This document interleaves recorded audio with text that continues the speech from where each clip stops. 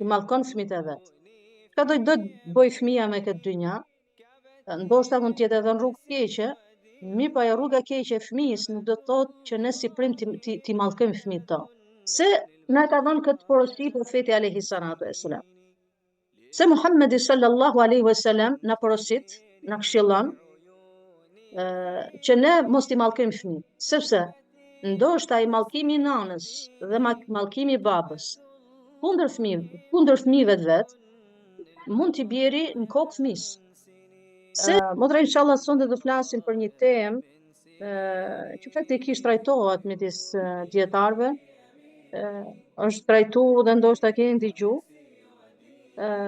Inshallah sonte do flasim gabimet që bëjmë ne si prindër kundrejt fëmijëve tonë. Gabimet që bëjmë prindërit, qofshin nanat edhe baballarët, kundrejt fëmijëve. Normal që nuk ka përgjithësi, nuk ka prind të këqij, nuk ka nan të keq edhe nuk ka bab të keq, përgjithësi flasim.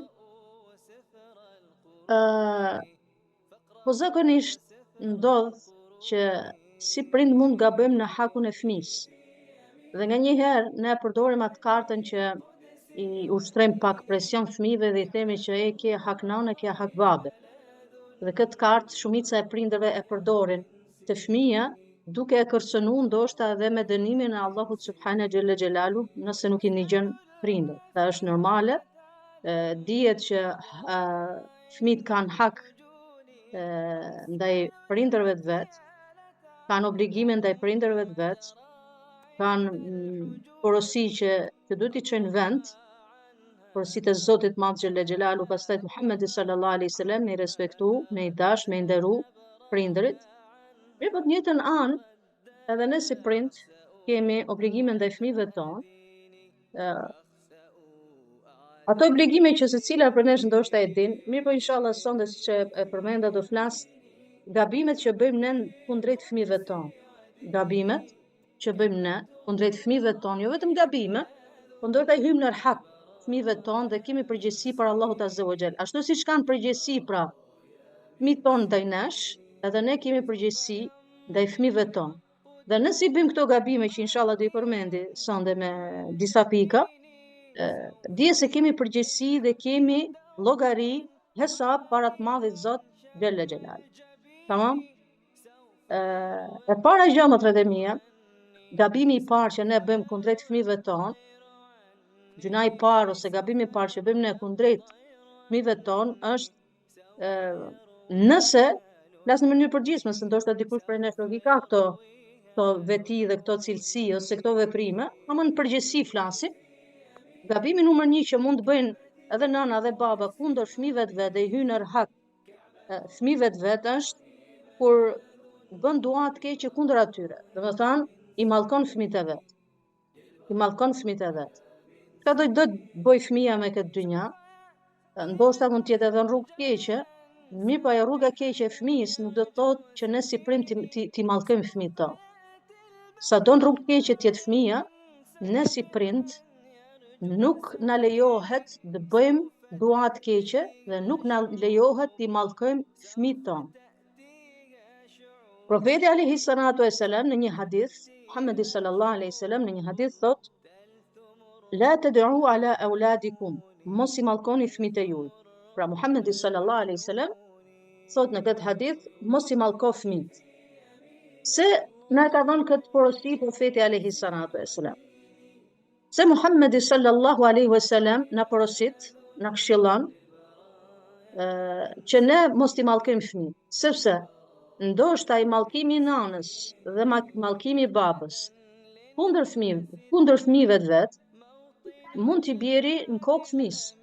Mund t'i bjeri në kokë, pavarësisht se nëse përgjithësi nëse bëhet pyetja për shembull, po mirë nëse ai mallkim është pa drejt, nëse ai mallkim është pa drejt, ai bjen mbi kokë fëmijës, ne nuk flasim ka ajo aspekt, domethënë dihet se mallkimi pa drejt, jo vetëm kundër fëmijës, por në përgjithësi, mallkimi nëse mallkoj dikën pa drejtësisht, nuk i bjen në kokën atij personi. Mirë, për këtë çështje e fëmijëve këtu dietarët na kanë thonë keni kujdes. Pse? sepse në bazë të hadithit, në bazë të thënies profetit alayhi salatu vesselam, mos i mallkoni fëmijët e juaj. Sepse momenti që e mallkon fëmin, momenti që lutesh keq për fëmin tën, mund t'i bjerin kokë fëmis. Mund t'i bjerin kokë fëmis.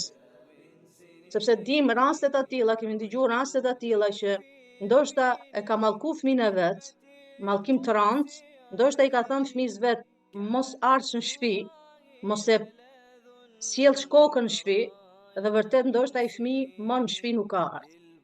Domethënë, kjo është porosia e parë dhe gabimi i parë që bëjmë ne si prind, pavarësisht se ndoshta na mushin nganjëherë, pavarësisht se nuk ndigjojnë, pavarësisht se që ne faktikisht ti bëjmë fëmijët tonë, kjo nuk është arsye që ne ti mallkojmë fëmijët tonë. Kjo nuk është arsye edhe herë përsëris që ne ti mallkojmë fëmijët tonë. Nëse ne duhet bëjmë dua për fëmijët tonë, ne duhet bëjmë dua të mirë, jo dua të keqe. Ne duhet lutemi për të mirë dhe jo për të keq. Pavarësisht tash gjunahit dhe pavarësisht gabimit që ai fëmijë mund të bëjë. Pavarësisht devijimit që ndoshta i devijuar është ai fëmijë, sepse kërkush për prindërve nuk e don fëmijën e devijuar. Besoj një prind t'ia doj të keqen fëmijës vet, po kjo nuk do të thotë se fëmia është i devijuar dhe ti bësh dua të keqe për atë fëmijë, po çka të bësh dua të mirë. Ti lutesh Allahut subhanahu xhella xhelalu që Zoti ta udhëzoj, që Zoti xhella xhelalu ta bëj fëmijë të hajrit, ta bëj fëmijë të mirë, ta bëj të mirë për familje, për të mirë për shoqëri. Pra gabimi numër 1 që bëjnë prindit në përgjithësi flas, është gabimi asaj që mallkojmë fëmijët tonë. Nuk lejohet mallkimi i fëmijëve në bazë të hadithit, në bazë të thënies profetit alayhi salatu vesselam. E dyta, gabimi i dytë që ne bëjmë si prind, mund bëjmë karshi fëmijëve tonë është kur nuk jemi të drejtë, gabimi i dytë që bëjmë dhe kemi përgjegjësi para Zotit. Flasim gabimi i dytë dhe nëse këtë gabim në dytë, atëherë edhe ne do të kemi përgjegjësi të madhe të Allahut subhanahu xhella xhelal. Gabimi i dytë, kur nuk marrim drejtësi, jemi të padrejtë ndaj fëmijëve. Jemi të padrejtë ndaj fëmijëve. Vëllezër e mia, njeriu në përgjithësi duhet jetë i drejtë. Njeriu në përgjithësi duhet jetë i drejtë, jo vetëm karshi fëmijëve vet, ama në përgjithësi flas. Në përgjithësi në jetën e vet, në familjen e vet, në shtëpinë e vet, në punën e vet, në shoqërinë e vet, njeriu duhet jetë i drejtë. Allah azza wa jall urdhnon për drejtësi. Rabbul alamin urdhnon për drejtësi. Prandaj është ajo thënia që thuhet ti je i mirë është kollaj, por ti je i drejtë është pak më vështirë. Po jo pa e mundur. E pa mundur nuk është. Është e vështirë. Është e vështirë me qenë i drejtë, është shumë kollaj ti je i mirë, ama është shumë e vështirë me qenë i drejtë. Tani e kishim fjalën te fëmijët. Nëse ne bëjmë dallime midis fëmijëve tonë, dallim edhe nga ana emocionale, për shembull dallim edhe në dashni, po dallim edhe nga ana financiare. Atëherë kemi përgjegjësi të marrë të madhit Zot xhella xhelal. Nuk i lejohet prindit, as nanës, as babës, të bëj dallimet e fëmijët e vet. Ti dalloj fëmijët e vet. Po nuk i dallon fëmijët, ne i duam njësoj. Nuk më du fol këtu për dashnin, se unë jam e sigurt që secila prej nesh i don fëmijët e vet. Sepse fëmijët janë si puna e gishtave të borës. Këtë dush, atë madhin, atë voglin, të rrejt do të dhemin dhimbja është njësoj. Dhimbja është njësoj. Këtu po flasi për drejtësi, sepse kemi rastet atilla, ka rastet atilla që ne bim dhe ka prind që bin pre e padrejtësi, bëjnë padrejtësi karshi fëmijëve të vet. Padrejtësi edhe në dashni të flas, padrejtësi edhe nga ana ekonomike, nga ana financiare. Është një rast në kohën e profetit alayhi salatu vesselam, këtë rastin ndoshta secila prej jush e din, e kanë dëgjuar që më shumë se një fëmijë ka qenë i ul me profetin alayhi salatu vesselam dhe vjen fëmia vet e këtij personi i cili ka qenë i ul me Muhammedin sallallahu alaihi wasallam e puthën, e gushën e afron afër vetit.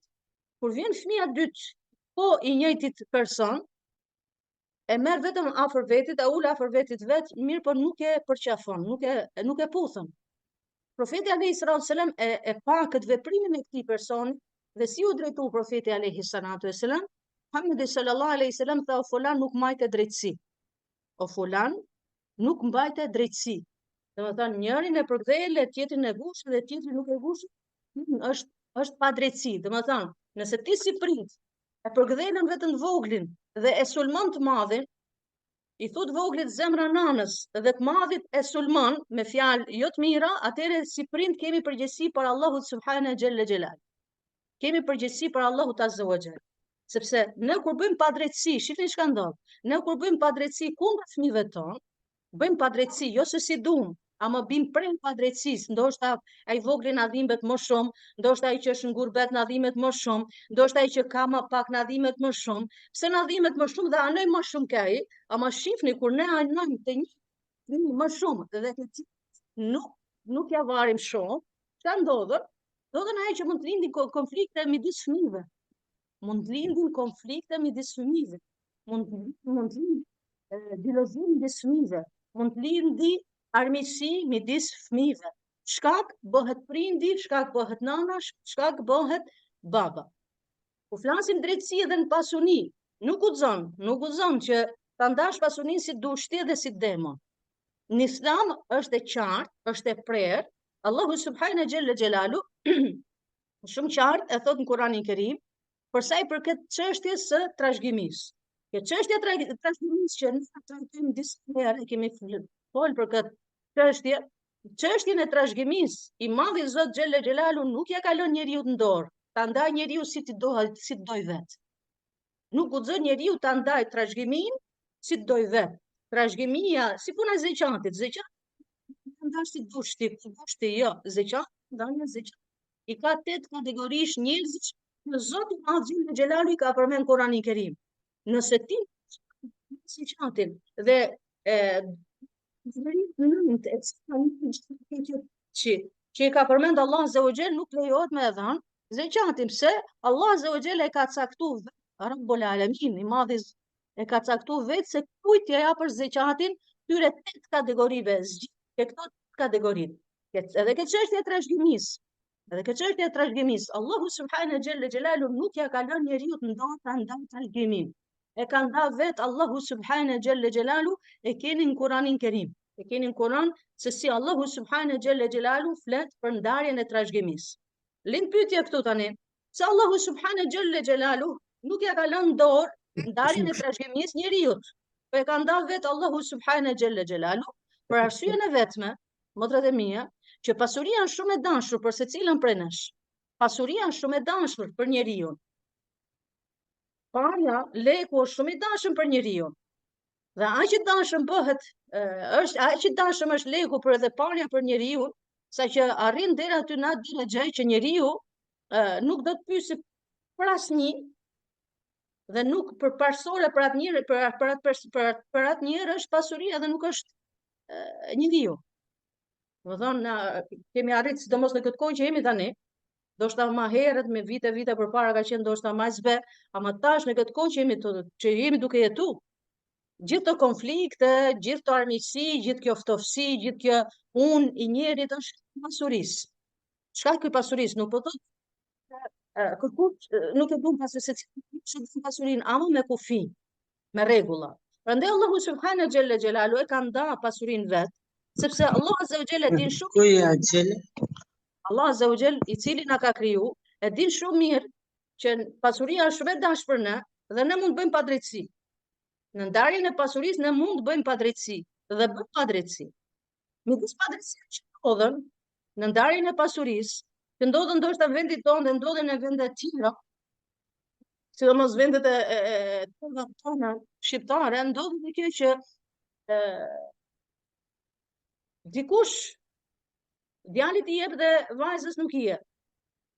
E ndan pasuri, që djalit i jep pasuri dhe vajzës, kjo është e ditur në vendet tona, që vajzat nuk marrin dhe djemt marrin trashëgimi. Vajzat i heqin prej listës së trashëgimisë dhe në listë i kemi vetëm djemt. Djemt i marrin krejt trashëgimin, marrin krejt pasurinë e babës, pasurinë e nanës, nana dhe çka lën baba. E marrin krejt djemt. Dhe vajzave nuk i japin. Gjë që nëse ndodh kjo, atëherë kanë përgjegjësi të madhe të Allahu subhanahu xhella xhelalu dhe çka keq.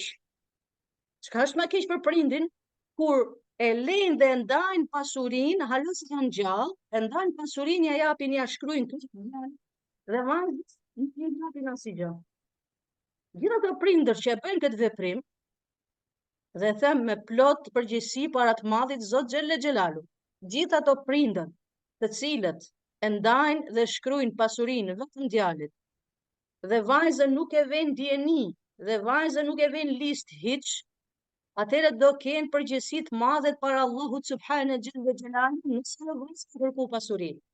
Sepse nëse vajza thot jo, unë nuk dua vëlla pasuri, as babës, as nanës, nuk du pasuri, ta kam dhënë krejt këty, a tjetër çështje. A tjetër çështje, nuk e du pasuri, merret jo vëlla, tjetër mesele, tjetër çështje. Ne flasim këtu raste që ka që e du pasuri, se dhe babës vet. Dhe ma keq është kur ti e shtruan pasurinë në njërit dhe tjerit i lën sidomos vajzat. Sidomos vajzat. Dhe Islami është kundër këtij veprimi. Dhe ky veprim do të pikërisht kemi edhe për aty që janë fetar, për atyre njerëzve që ndoshta kanë bërë hatme, për atyre njerëzve që bëjnë hatme ndoshta muj për muj Kuranit, për atyre njerëzve që ndoshta kanë shkuar në haxhi, që ndoshta edhe për atyre njerëz që dalin këto veprime, mirë për këto veprime janë të dënueshme te Allahu subhanahu xhelle xhelal. Pra gabimi tjetër që ne bëjmë karshi fëmijëve ton kur i dallojmë fëmijët ton në dhënien e dashurisë, njëri t'i japin dhe tjetri si japin, njëri zemrin nanës, tjetri është armiku nanës, tjetrit i japin pasuri, tjetri si japin pasuri, djalit i japin vajzës si japin, djalit madh i kam dhënë djalit vogël asgjë, djalit vogël komplet pasurinë dhe djalit madh asgjë, që nuk është në rregull sepse kemi bë padrejtësi. Kemi bë padrejtësi kundrejt fëmijëve tonë dhe padrejtësi që ne bëjmë te fëmijët tonë, dhe te fëmijët tonë. Dhe kur të shikojmë fëmijët tonë pastaj të kacafyten edhe të zihen me njëri tjetrin në për gjykata, në për ndoshta dhe ka kërcit edhe Altia, ka kërcit edhe pushka, rezultat i prindit ka qenë se vetë pse ato fëmijë janë armiqsu me njëri tjetrin, kur prindi mendon veç për njëri fëmijë. Nuk po them që si nuk jam të fol edhe një herë e theksoj, nuk po them krejt i dum, ama kur bën padrejtësi, kur prindi fëmijë dhe ti anash mos kërko më dashni dhe mos kërko më respekt për atij fëmijës tjetër që ke lënë anësh. Dhe mos u çudit as ti asun nesër kur ai fëmijë na thot, po, ti s'm ke dashur më. Po, unë prej teje kur njëherë s'kam një gjuhë o nano bab që ti thosh një fjalë tamël më. Ti m'ke dam pasuni, ti ke mendu veç për voglin, për mu s'ke mendu fare, am kupto? Dhe mos të çuditeni me reagimet e të tilla. Është që lanë gjenaze, venet arabe shumë i njohshëm, Sajdi ka vdek, Allah e mëshiroft, e tregon një rast, motrat e mia.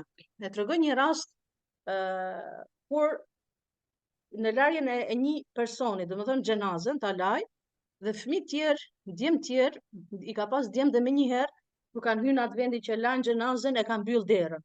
Ky është habiti, ka thënë pse mbyllni derën? Pse mbyllni derën me çelës? Thotë jo hoxh, vazhdo laje ti. Sa ashtu është puna, ne mbyllim me çelës derën. Thotë duke la xhenazën thotë një zhurmë e madhe në derë.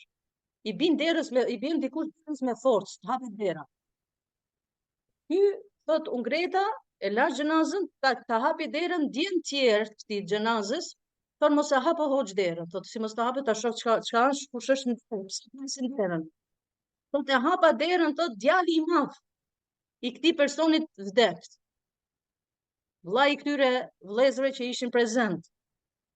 Thotë hyn me forcë, thotë dhe i drejtohet babës vet, shihni subhanallahu ngjania e vërtetë. I drejtohet babës vet, baba i vdekët, babën tu e la. I drejtohet babës vet dhe e bështyn xhenazën, e bështyn babën e vet.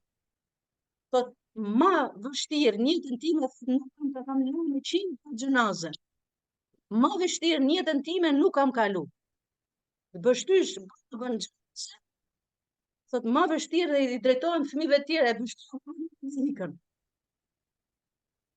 I drejtohen djemve vet. Kush ishte ky? Thot vllai ynë i madh. Thot çka është kjo punë? Pse bështyr babën e vet xhenazë? Edhe i tregon të vërtetën, thot sepse baba jon e ka lënë pa trashëgimi. Kur e ka shkruajt testament, e ka shkruajt e ka ndap përpara se me vdek trashëgimin, baba jon e ka lënë pa trashëgimi, edhe shive çka ndodh.